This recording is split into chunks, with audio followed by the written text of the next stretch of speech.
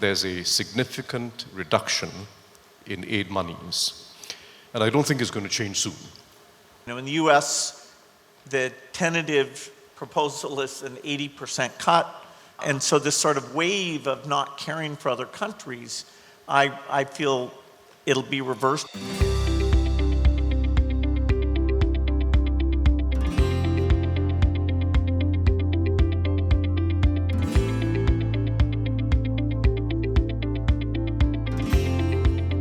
We have a problem. There's a step change that's taking place in the global aid landscape.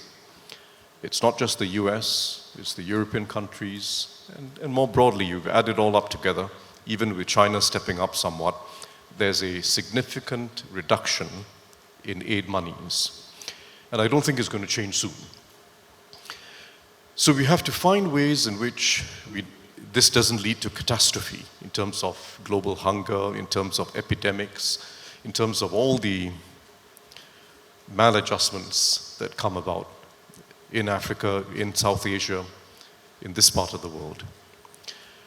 It is possible. We've got to make sure that we get more value out of every dollar spent. At the turn of the century, over 10 million children are dying every year who are under the age of 5. And through not just us, but rich countries giving to things like Gavi that bought vaccines, and Global Fund, which worked on malaria, TB, and HIV, we've cut that child to death rate from 10 million a year to below 5 million a year. And so it's pretty phenomenal. Part of it is the R&D piece of inventing new tools, and part of it is the delivery piece, and that's where the partners have been key. To eradicate polio, the world needs to spend another about $5 billion to get rid of that. To eradicate malaria that's still killing 600,000 a year, we'll need about $15 billion to do that. Malnutrition is this evil thing that both makes you twice as likely to die because you're just not as strong, and even if you do survive, your brain and your body never develop. But you're full of optimism. Where does this optimism come from? 70% of our money is in the research and the delivery of global health because we saw such a tragedy and a market failure there. I would divide global health into 3 eras. There's the last 25 years with the great results.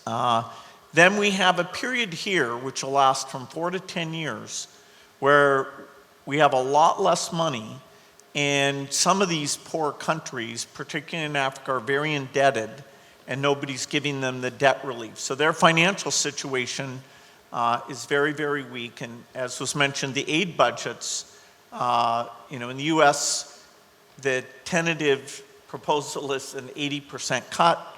We'll go to the Congress and try to convince them to not be nearly that dramatic.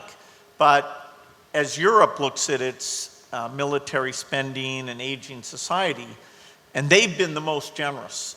They've been over twice as generous as other countries, Sweden and Norway in particular, but lots of Europe, France, Germany, UK.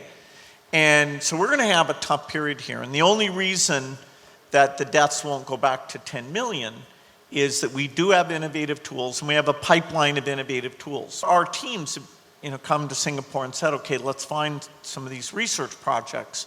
Thank goodness for innovation, or else these funding cuts could drive us back almost to that 10 million a year. Right. I'll be an advocate that the idea of helping children survive and preventing HIV deaths, it's no less important today.